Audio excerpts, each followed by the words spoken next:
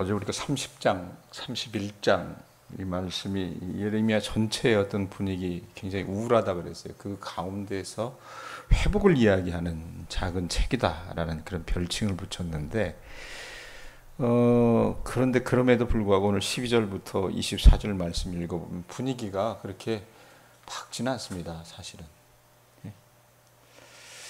자, 하나님은 사랑과 당신의 사랑과 은혜로 포로된 처참한 이스라엘을 회복시키신다고 이제 약속하세요. 근데 이 말씀이 주어졌던 게 도표 가지고 제가 말씀드렸었지만 주전 598년에 이 시드기야가 586년인가요? 시드기야가 다시 모반을 꾀했다가 결국 바벨론의 느부갓네살에 의해서 이제 이 성이 1년 동안 어떻게 해요? 포위가 됐다 그랬어요. 그 가운데서 하나님께서 예레미야를 통해서 주신 말씀인데 생각을 해보세요. 1년 동안 밖에 나가지도 못하고 들어오지도 못하고 또 먹는 것도 떨어지고 그 나중에 여러분 예레미야 애가 같은 말씀에 보면 사실 사람을 어미가 이 자식을 잡아먹는 그런 꼴들이 벌어지거든요. 사람이 눈곱을 쓰고 어떻게 그런 짓을 하느냐. 인류 역사에 보면 그런 일들이 덜어 있습니다. 최근에 비근한 예로 2차 세계대전 당시 이 러시아의 상트페테르부르크라고 하는 그 도시를 독일이 완전히 봉쇄했었을 때 실제로 그 안에서 사람들이 먹을 것이 없어서 인육을 먹는 그런 일들이 일어나요. 먹고 살 게 없으면 사람들이 그렇게 됩니다.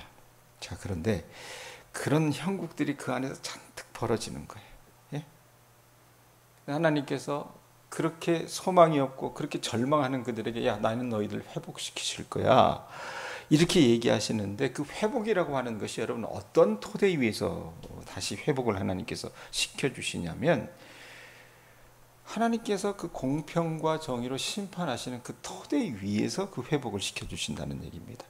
자, 그럼 먼저 이스라엘 백성들이 얼마나 처참한 가운데 있었는지 12절부터 14절 앞부분이 그 상황을 좀 묘사를 하고 있어요. 한번 보세요. 제가 읽어드릴게요. 눈으로 한번 따라가 보세요. 여호와께서 이와 같이 말씀하시니라. 그래놓고 뭐라 그래요? 내 상처는 고칠 수 없고 내 부상은 중하도다. 내 송사를 치리할 재판관이 없고 내 상처에는 약도 없고 처방도 없도다. 너를 사랑하던 자가 다 너를 잊고 찾지 아니하니 이는 내 악행이 많고 내 죄가 많기 때문에 나는 내 원수가 당할 고난을 받게 하며 잔인한 징계를 내렸도다. 이런 말씀들이 쭉 이어지는데 이 유다 백성들이 제가 설교 초대에 얘기했던 것처럼 바벨론 포위 공격으로 이제는 여러분 쇠약해질 대로 쇠약해졌어요. 성이 함락되는 날 일어난 그 살육으로 심하게 여러분 이들은 어떻습니까? 공포 속에서 떨었다고 말입니다. 쇠약해져 있었던 정서적으로도 회복할 수 없는 깊은 상처를 입었어요. 함락될 때 여러분 적군이 들어와서 어떻게 했겠습니까? 그 자식들이 보는 앞에서 그 부모를 도륙을 해요. 그럼 여러분 그들의 머릿속에 이 뇌리 속에 박힌 이 상처가 얼마나 깊었겠냐고 말입니다. 그러면 그렇게 망가진 사람들 영적으로도 여러분 소생될 가능성이 없어 보였다 그 말입니다. 마치 뼈마디만 앙상하게 남은 죽기 직전의 중증 환자의 모습과 같은 것이라고 할 수 있을까요? 좀 더 와닿게 여러분 표현한다면 중증의 상해를 입은 또 생명이 위독한 부상을 당한 또 치료할 수 없는 말기 암 환자 그리고 치명적인 상처를 입은 그리고는 불치병에 걸린 이런 어떤 꾸미는 말을 우리가 갖다 붙일 수 있어요. 그런 상황 가운데 이스라엘이 놓였다고 말입니다. 자, 그런데 왜 여러분 우리가 하나님께서 회복을 얘기하시지만 그 토대가 어떻게 해요? 완전히 무너지고 완전히 붕괴된 그곳에서부터 하나님 다시 회복을 말씀을 하시는데 그럼 왜 얘들이 이렇게 완전히 무너지고 붕괴됐는가? 이유가 무엇인가? 여러분 말씀해 보면 뭐라고 얘기합니까? 14절 뒷부분, 15절 뒷부분에 뭐라고 얘기해요? 14절 보면 뭐라고 얘기합니까? 14절에 너를 사랑하던 자가 다 너를 찾지 아니하니 그러니까 왜 사람들이 여러분 그 이스라엘을 사랑했던 사람들이 찾지 않는가? 거기 보면서 뭐라고 얘기합니까? 이는 왜 안 찾아요? 거기 보면 14절 뒷부분에 보면 내 악행이 많고 내 죄가 많기 때문에 나는 내 원수가 당할 고난을 내가 받게 하며 잔인한 징계를 내렸도다. 이 표현을 합니다. 15절에도요. 비슷한 말씀이 반복이 돼요. 15절 뒷부분에 보세요. 너는 어찌하여 내 상처 때문에 부르짖느냐 내 고통이 심하도다 이렇게 말하면서 어떤 말씀이 따라붙습니까? 왜 이 사람이 상처 때문에 부르짖고 고통이 심한가? 이유가 뭡니까? 하나님이 심보가 굳기 때문에 그런 거예요? 아니잖아요. 뭐라고 얘기합니까? 동일하게 내 악행이 많고 내 죄가 허다함으로 내가 이 일을 너에게 행하였느니라. 이런 말씀이 따라 붙는다는 얘기입니다. 그렇게 보면 이들이 이렇게 쫄딱 망한 이유는 뭐예요? 그들의 악행과 죄 때문이라는 얘기입니다. 예? 자, 그러면 우리는 생각을 해요. 아까도 제가 말씀드렸지만 이미 시한부 선고를 받았대. 교통사고가 났는데 회복 불가능한 정도로 몸이 망가져 버렸대. 예? 생명이 위독하다나 봐.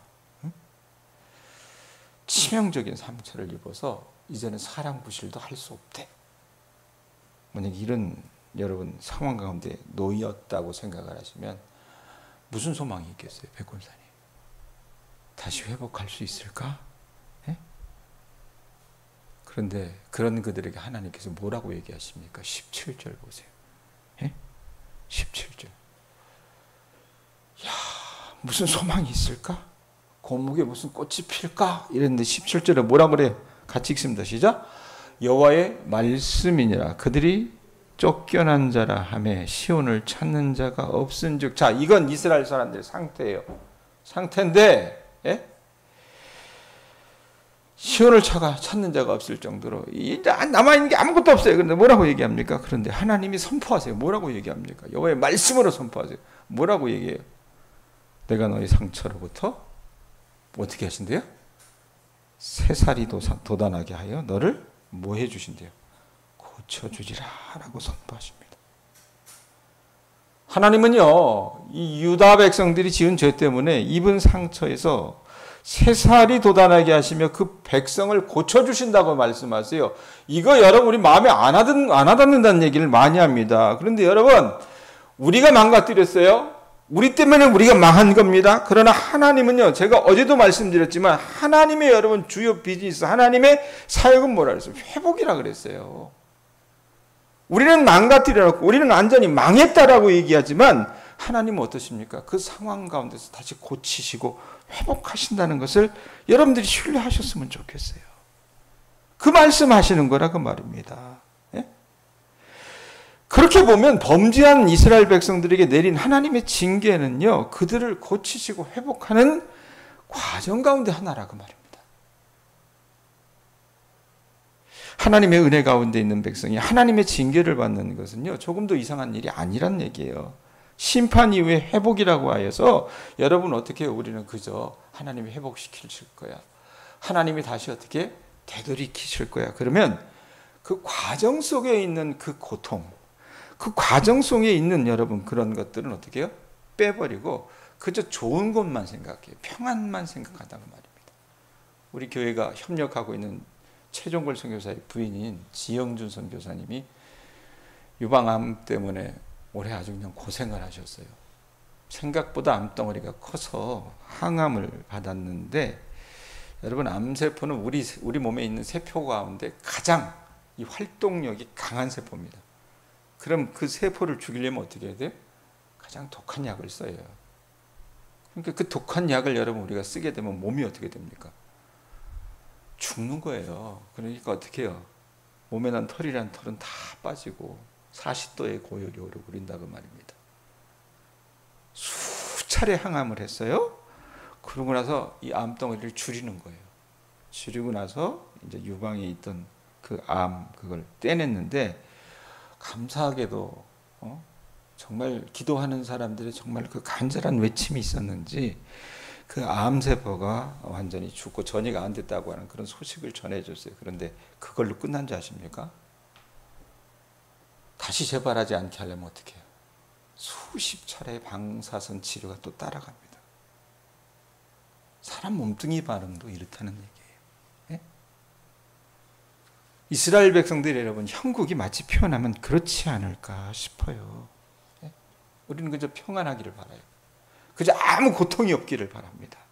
그러나 여러분 심판 이후의 회복이라고 하는 것은 그런 어떤 아무 고통이 없는 그런 무균 상태에서 여러분 시작하는 것이 아니라는 얘기입니다. 나단의 책망을 들은 다윗이 어떻게 했어요? 우리아의 아내 밧세바를 가져다가 자기 아내를 취했잖아요. 같이 잠자리하고 그거 아이배 가지고 그거 숨기려고 어떻게 합니까? 그 우리아를 살인 교사시키지 않습니까? 그걸 하나님께서 지켜보고 계셨고 나단을 통해서 책망하셨을 때 다윗이 그 말씀을 듣고 즉시 회개하였고 하나님과의 관계가 회복이 될 수 있었지만 여러분 다윗이 어떻게 합니까? 그 다음의 상황들을 우리가 잘 봐야 돼요. 다윗 여러분 인생 후반부는요. 그 죄의 결과를 어떻게 해요? 담담히 받아들이는 그 상황 가운데 그가 놓였다는 겁니다. 그 인생이. 하나님은요. 당신의 백성들을 돌이키시고 구원하시지만 그 백성의 잘못에 합당한 징계를 내리시며 그런 과정을 통해서 어떻게 해요? 회복시켜 주신다고 말입니다. 왜? 암 환자가요. 자기가 병 낫기를 바라요. 그냥 아우 나는 죽어도 이건 못하겠어. 죽어도 그 항암은 너무 힘들어. 그래서 도저히 그거 못하겠다는 사람들이 많아요. 그런데 그거 포기하면 어떻게 됩니까? 포기하면 어떻게 돼요? 죽음의 길로 갈 수밖에 없다라는 얘기입니다. 자, 이렇게 회복된 이스라엘과 하나님의 관계를 오늘 말씀 22절에 뭐라고 얘기합니까? 22절 한번 읽어보세요. 읽습니다. 시작. 너희는 누구 백성이 되겠고 내 백성이 되겠고 나는 누구 하나님? 너희들의 하나님이 되리라. 이게 뭐예요? 언약을 하나님께서 맺어주실 때에 이 구약의 모세 오경 속에 보면 또 수많은 예언서에도 보면 창세기에도 보면 하나님께서 이 이스라엘과의 언약 관계를 나타내실 때 이 표현을 많이 하세요. 너희는 내 백성이 되고 나는 너희 하나님이 될 거야. 예? 여러분 하나님은 공경에서 벗어난 이스라엘과 이제 다시 어떻게 하세요? 언약을 맺어주신다는 얘기입니다. 공경에서 벗어나기 이전에 그들이 당하는 공경을 이용하여 언약을 맺으신 것이 아니라 어떻게 하세요? 먼저 그들을 치유하시고 회복해 주신 다음에 자유로운 상태의 이스라엘에게 언약을 제시해 주시고 맺으셨다는 얘기입니다. 그렇게 언제나 하나님의 언약에는요. 먼저 베푸시는 이 은혜가 어떻게 선행한다는 얘기예요. 하나님은요. 순종을 조건으로 걸고 은혜를 베푸시는 분이 아니라 야 네가 나한테 이만큼 해. 그럼 내가 뭐 줄게. 이게 아니라 일방적으로 어떻게 해요? 먼저 은혜를 베푸시는 분이란 얘기입니다. 자, 그런데 우리가 그런 거 보면 얼마나 좋아요. 그래서 어떻습니까? 우리가 믿음으로 구원을 얻는다라고 얘기하는데 이 하나님의 은혜는요. 그저 거저 베풀지 않는다는 것을 또 알아야 돼요. 건져내신 백성을 향해 하나님께서 뭘 맺어주셨어요? 언약을 맺어주시잖아요. 너희는 내 백성이 되고 나는 너희들의 하나님이 된다라고 하는 그 말씀은 뭡니까? 우리가 하나님의 백성답게 살아야 되는 거예요.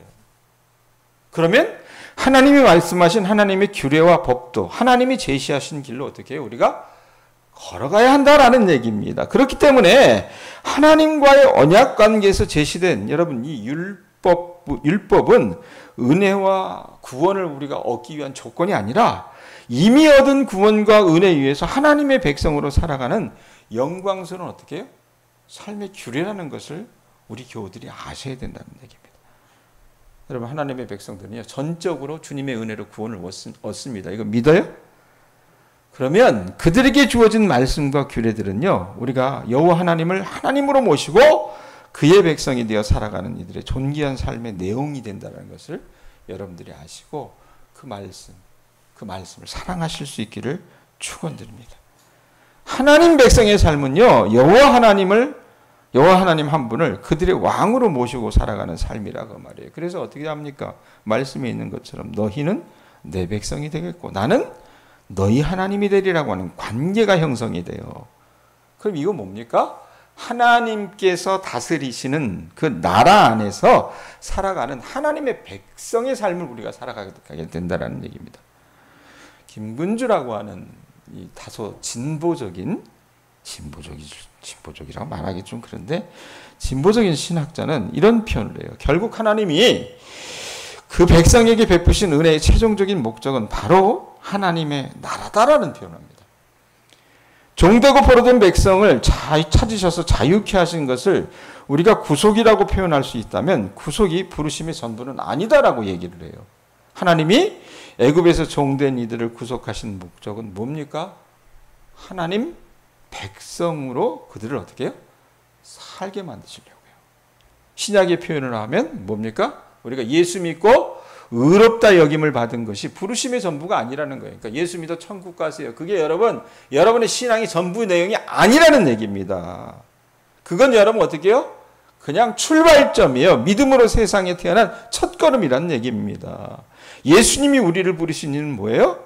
우리를 거듭나기를 원하셨을 뿐만 아니라 이 거듭난 인생들이 세상 가운데서 어떻게 해요? 주님의 제자로 하나님 나라의 백성으로 살아가기를 원하십니다. 자, 요약하면 예레미야 30장도 역시 포로된 이스라엘을 일방적으로 다시 돌아오게 하시고 회복하시는 하나님의 은혜를 어떻게 해요? 분명하게 보여줘요. 근데 그 회복의 목적은 뭐냐? 오늘 22절이 요절이에요. 뭡니까? 너희는 누구 백성이 돼요? 하나님 백성이 돼요. 여러분 하나님 나라의 백성입니다. 그거 아셔야 돼요. 아셨어요? 그리고 나는 누구들의 누구의 하나님이 된다 그랬어요? 여호와 하나님은 여러분들의 하나님이 되는 겁니다. 그러면 하나님 나라 백성답게 살아가시기 바랍니다. 그 관계를 위해서. 포로로 여러분 돌아오는 게 이 사람들의 여러분 목적이 아니었다는 얘기입니다. 돌아오는 게 아니라 포로로 돌아온다고 끝나는 게 아니라 회복된 그 하나님의 백성들이 어떻게 해요? 하나님의 백성답게 살아가게 하시려고 하나님이 이 회복의 약속을 선포하고 계신다고 말입니다. 자, 그런데 21절을 첨언해요. 21절 한번 보세요. 뭐라고 얘기합니까? 그 영도자는 잘 보세요.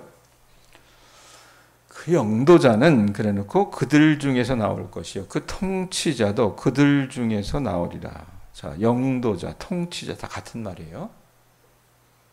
영도자와 통치자가 이 회복된 이들 가운데 나오는데 그래놓고 뭐라고 얘기합니까?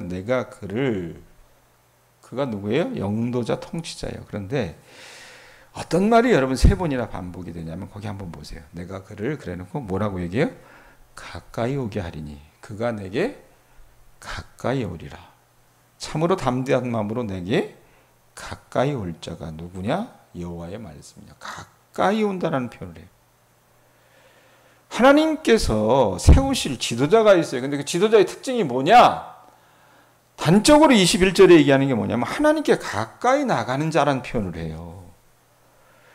이 하나님께 가까이 나간다는 표현을 가지고 폰라드라고 하는 이 유명한 신학자가 이렇게 이 말씀을 주석을 합니다. 지도자의 여러 특권과 권세 중에서도 이 말씀은 야훼 앞에서 여호와 앞에서 자유로이 나아갈 수 있는 부분을 강조하고 있다는 점에서 독특하다. 왜? 가까이 나간다는 표현을 세 번이나 얘기하고 있잖아요. 반복해서. 자, 그런데 여호와께 가까이 자유롭게 나간다는 것은 기름 부음 받은 자의 입장에서 보자면 이런 표현을 해요. 먼저 자신의 삶을 걸어야 가능하다는 것이다. 이 표현을 합니다. 아니. 그 앞에 있는 거 제가 빼버렸는데 그 앞에 있는 것부터 읽어드릴게요. 자, 여기서 담대한 마음으로 내게 가까이 오다는 직역하면 거기 보면 뭐라고 얘기합니까?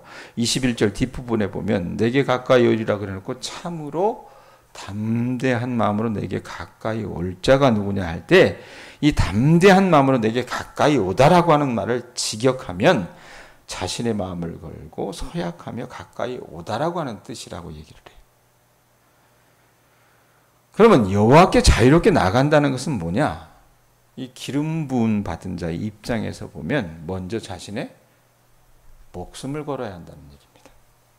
그런 점에서 보면 지도자에 대한 표현을 참으로 예레미야답다라고 하는 얘기를 해요. 예레미야에게 있어서 가장 중요한 것은 기름 부음 받은 자가 자신의 목숨을 걸었다는 것이며 이를 통해 가장 친밀한 의미에서 하나님께 나아가는 길이 열렸다는 점이다. 이렇게 주석을 달고 있어요.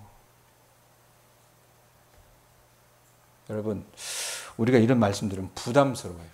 그래서 우리 안에 여러분 어떤 마음들이 있습니까? 하나님께 부름받고 붙잡히게 될까 봐 이 말씀 같은 거를 여러분 우리가 묵상하다 보면 두려워합니다. 그래서 신앙생활도 어떻게 해요? 적당히 하려고 해요. 적정성의 거리를 둡니다. 안전거리가 있거든요. 그런 것 같아요. 여러분, 여호와 하나님께 나아가는 일은요, 우리 자신의 마음을 또 심장을 걸어야 하는 일이기 때문에 그런 것 같습니다. 자기의 삶을 내려놓았던 예레미야는 그런 점에서 여호와 하나님과 가장 친밀한 만남을 경험한 사람이라고 할 수 있어요.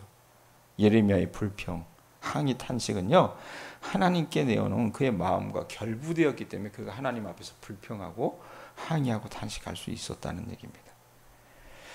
우리가 이 예레미야서를 읽으면서 이 사람의 이 깊은 탄식과 절망을 이해하지 못하는 이유가 있어요. 그건 뭐냐면 저나 여러분이나 예레미야처럼 우리 삶 전부를 하나님께 어떻게 해요? 내어놓지 못했기 때문이라 생각을 합니다. 그러면서도 어떻습니까? 우리는 적당한 거리를 유지하고 아주 쉽고 아주 편안하게 찬양하고 감사하는 일들이 많다 그 말입니다.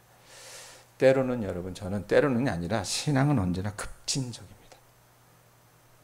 새벽마다 주님의 말씀을 들으려고 나온 여러분들이 뭐 나이, 성별 이런 걸 떠나서요, 재산 이런 걸 다 떠나서요, 여러분들의 하나님에 대한 그 마음이 여러분의 삶을 걸어내릴 수 있는, 어떻게 보면 내 목숨도 걸 수 있는 그런 자세를 가지고 하나님께 가까이 나가는 주님의 자녀들 되셨으면 좋겠습니다. 아셨어요? 그런 자를 주님은 찾으십니다. 기도하겠습니다.